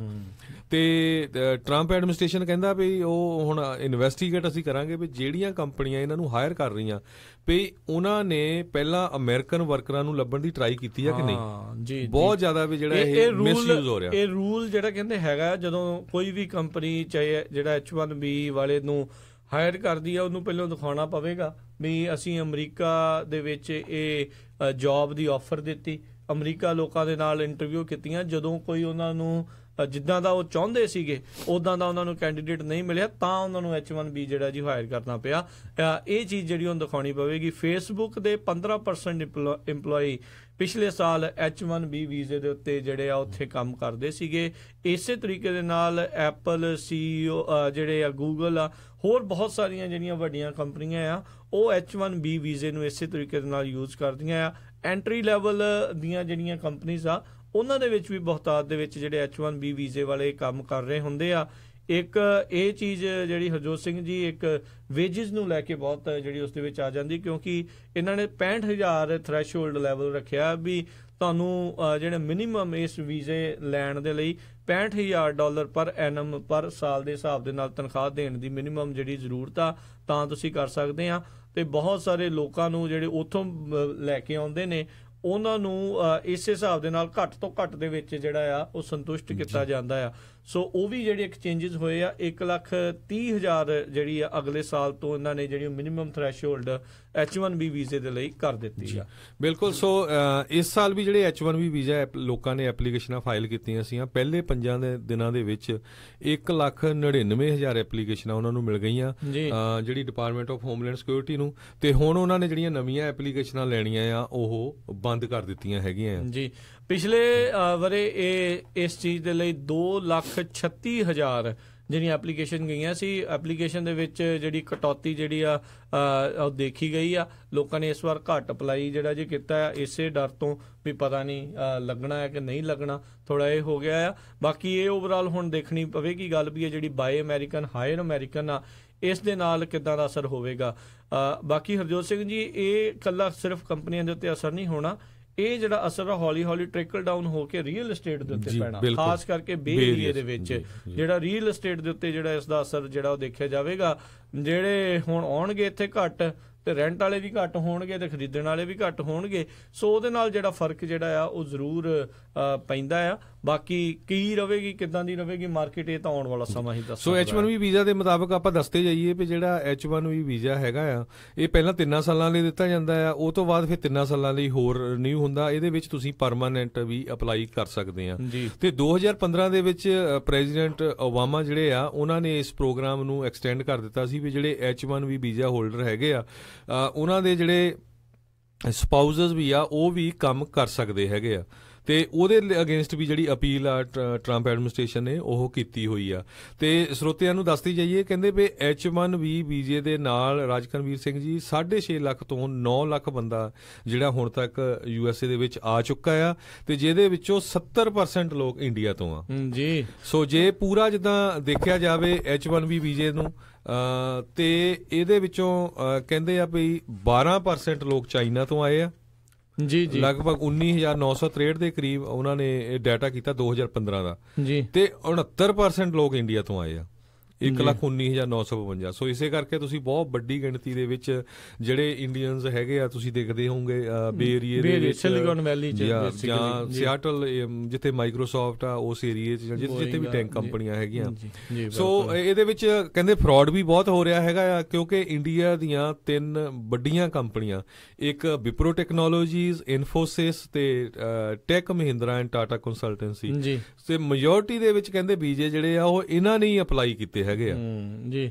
ਬਿਲਕੁਲ, ਉੱਥੇ ਜਿਹੜੇ ਐਂਟਰੀ ਲੈਵਲ ਵਾਲੀਆਂ ਜਿਹੜੀਆਂ ਤੁਸੀਂ ਦੱਸ ਰਹੇ ਸੀ ਆਂਕੜੇ, ਉਹਨਾਂ ਦੇ ਵਿੱਚ ਇਹੀ ਜਿਹੜੇ ਜੀ ਆਉਂਦੇ ਆ, ਜਾਂ ਬਹੁਤ ਘੱਟ ਜਿਹੜੇ ਆ ਸਕਿੱਲ ਵਾਲੇ ਜਾਂ ਬਹੁਤ ਘੱਟ ਐਕਸਪੀਰੀਅੰਸ ਵਾਲੇ ਬੰਦਿਆਂ ਨੂੰ ਜਿਹੜੇ ਆ ਉਹ ਵੀਜ਼ੇ ਉੱਥੇ ਦਵਾ ਦਿੰਦੇ ਆ। ਉੱਥੇ ਉਹਨਾਂ ਨੂੰ ਇੰਡੀਅਨ ਰੁਪੀਜ਼ ਦੇ ਵਿੱਚ ਜਿਹੜਾ ਜੀ ਤਨਖਾਹਾਂ ਦੇਈ ਜਾਂਦੇ ਆ ਤੇ ਕੰਮ ਇੱਥੋਂ ਉਹਨਾਂ ਕੋਲ ਲੋੜੋਂ ਵੱਧ ਜਿਹੜਾ ਜੀ ਉਹ ਕਰਵਾਇਆ ਜਾਂਦਾ ਆ। ਇਹ ਚੀਜ਼ ਜ਼ਰੂਰ ਦੇਖੀ ਗਈ ਹੈ। ਇੱਕ ਜਿਹੜਾ ਕਹਿ ਲਓ ਵੀ ਇੱਕ ਬੰਧੂਆ ਮਜ਼ਦੂਰ ਇੱਕ ਜਿਹੜਾ ਸ਼ਬਦ ਵਰਤਿਆ ਜਾਂਦਾ ਹੁੰਦਾ ਆ, ਉਸ ਤਰੀਕੇ ਦੇ ਨਾਲ ਕਿਤੇ ਨਾ ਕਿਤੇ ਜਿਹੜੇ EMPLOYEE ਆ ਉਹਨਾਂ ਨੂੰ ਕਈ ਵਾਰੀ ਇਦਾਂ ਭੁਗਤਣਾ ਪੈਂਦਾ। ਉਹ ਅਮਰੀਕਾ ਆਉਣ ਦੇ ਚਾਅ ਦੇ ਵਿੱਚ ਸਾਰਾ ਕੁਝ ਮੰਨਤਾ ਜਾਂਦੇ ਆ, ਬਾਅਦ ਚ ਇੱਥੇ ਆ ਕੇ ਪਤਾ ਲੱਗਦਾ ਵੀ ਇੰਨੇ ਦੇ ਵਿੱਚ ਗੁਜ਼ਾਰਾ ਜਿਹੜਾ ਆ। ਸੋ ਇਹ ਜਿਹੜਾ ਇਸ਼ੂ ਬਣਿਆ ਕਾਤੇ ਵੀ ਇਹਦੇ ਕਰਕੇ ਕੀ ਹੋਇਆ ਵੀ ਜਿਹੜੇ ਇੱਥੇ ਦੇ EMPLOYEE ਸੀ, ਖਾਸ ਕਰਕੇ UCSF university of California San Francisco ਤੇ ਵਾਲਟ ਡਿਜ਼ਨੀ ਦੇ ਵਿੱਚ ਜਿਹੜੇ EMPLOYEE ਸੀ, ਉੱਥੇ ਉਹਨਾਂ ਨੇ ਕੀ ਕੀਤਾ ਵੀ ਇਹਨਾਂ ਨੇ ਨਵੇਂ ਜਿਹੜੇ H1B ਵੀਜ਼ੇ ਵਾਲੇ ਬੰਦੇ ਹਾਇਰ ਕੀਤੇ ਪਿਛਲੇ ਸਮਿਆਂ 'ਚ, ਤੇ ਜਿਹੜੇ ਪੁਰਾਣੇ ਲੋਕ ਉੱਥੇ ਕੰਮ ਕਰ ਰਹੇ ਸੀ 20 30 40 ਸਾਲ ਤੋਂ, ਉਹਨਾਂ ਨੂੰ ਕਿਹਾ ਵੀ ਇਹਨਾਂ ਨੂੰ ਟ੍ਰੇਨ ਕਰੋ। ਜਦੋਂ ਉਹ ਟ੍ਰੇਨ ਹੋ ਗਏ ਤੇ ਪੁਰਾਣੇ ਬੰਦਿਆਂ ਨੂੰ ਉੱਥੋਂ ਕੱਢ ਦਿੱਤਾ ਗਿਆ ਜੀ, ਉਹਨਾਂ ਨੂੰ ਫਾਇਰ ਕਰ ਦਿੱਤਾ ਗਿਆ। ਉਹ ਤੋਂ ਬਾਅਦ ਉਹ ਕਾਂਗਰਸ ਦੇ ਵਿੱਚ ਗੱਲ ਗਈ ਤੇ ਫਿਰ ਜਿਹੜੇ ਸੈਨੋਜ਼ੇ ਦੇ ਵੀ ਇੱਕ ਕਾਂਗਰਸ ਵੂਮਨ ਹੈਗੇ ਆ ਜੋਲ ਲੋਫਗ੍ਰੇਨ, ਉਹ ਵੀ ਜਿਹੜੇ ਇਸ ਇਸ਼ੂ ਨੂੰ ਉਹਨਾਂ ਨੇ ਬਹੁਤ ਜ਼ਿਆਦਾ ਚੱਕਿਆ। ਸੋ ਹੁਣ ਇਸੇ ਕਰਕੇ ਇਹ ਜਿਹੜਾ ਵੀ ਮਿਸਯੂਜ਼ ਹੋ ਰਿਹਾ ਹੈਗਾ ਆ ਵੀ ਅਮਰੀਕਨ ਲੋਕਾਂ ਨੂੰ ਜੌਬਸ ਨਹੀਂ ਮਿਲ ਰਹੀਆਂ, ਤੁਸੀਂ ਬਾਹਰਲੇ ਲੋਕਾਂ ਨੂੰ ਜੌਬਾਂ ਦੇ ਰਹੇ ਆ, ਇਸ ਕਰਕੇ ਜਿਹੜਾ ਇਹ ਇਸ਼ੂ ਆ ਬਹੁਤ ਭਖਿਆ ਹੋਇਆ ਹੈ ਜੀ। ਤੇ ਹਰਜੋਤ ਸਿੰਘ ਜੀ, ਸਮੇਂ ਵੱਲ ਜੇ ਨਜ਼ਰ ਮਾਰੀਏ, ਸਮਾਂ ਹੁਣ ਆਪਣਾ ਜਿਹੜਾ ਜੀ ਸਮਾਪਤ ਹੋ ਚੁੱਕਾ। ਇਸ ਤੋਂ ਅਗਲਾ ਪ੍ਰੋਗਰਾਮ ਆ ਜਿਹੜਾ ਉਹ ਆਪਾਂ ਹੁਣ ਲੈ ਕੇ ਹਾਜ਼ਰ ਹੋਣਾ ਆ। ਸੋ ਬਹੁਤ ਆਪਾਂ ਸਾਰੇ ਹੀ ਜਿਹੜੇ ਸਰੋਤੇ ਆ ਉਹਨਾਂ ਦਾ ਧੰਨਵਾਦ ਕਰਦੇ ਆ, ਬੜੇ ਧਿਆਨ ਦੇ ਨਾਲ ਜਿਹੜਾ ਜੀ ਸੁਣਦੇ ਨੇ। ਜ਼ਰੂਰ ਫੀਡਬੈਕ ਦਿਆ ਕਰੋ, ਕਾਲ ਕਰ ਸਕਦੇ ਹੋ ਜਿਹੜਾ ਜੀ 408 272 5200 ਦੇ ਉੱਤੇ, ਜਾਂ ਈਮੇਲ ਵੀ ਕਰ ਸਕਦੇ ਹੋ info@punjabiradiousa.com ਦੇ ਉੱਤੇ। ਤੇ ਕੱਲ ਨੂੰ ਮਿਲਾਂਗੇ ਆਪਣੇ ਸਰੋਤਿਆਂ ਨੂੰ ਇੱਕ ਵਾਰੀ ਫੇਰ। ਉਦੋਂ ਤੱਕ ਲਈ ਮੈਨੂੰ ਰਾਜਕਨਵੀਰ ਸਿੰਘ ਤੇ ਮੈਨੂੰ ਹਰਜੋਤ ਸਿੰਘ ਖਾਲਸਾ ਨੂੰ ਇਜਾਜ਼ਤ ਦਿਓ। ਸਾਡੇ ਦੋਨਾਂ ਵੱਲੋਂ ਤੁਹਾਨੂੰ ਸਾਰਿਆਂ ਨੂੰ ਬਹੁਤ ਪਿਆਰ ਸਤਿਕਾਰ ਸਹਿਤ ਦੋਨੋਂ ਜੋੜ ਕੇ ਨਿੱਕੀ ਜਿਹੀ ਸਤਿ ਸ੍ਰੀ ਅਕਾਲ। ਜਿੰਨੇ ਵਾਸਤੇ ਰਹੋ, ਹੱਸਦੇ ਖੇਡਦੇ ਰਹੋ ਤੇ ਸੁਣਦੇ ਰਹੋ ਜੀ ਪੰਜਾਬੀ ਰੇਡੀਓ USA।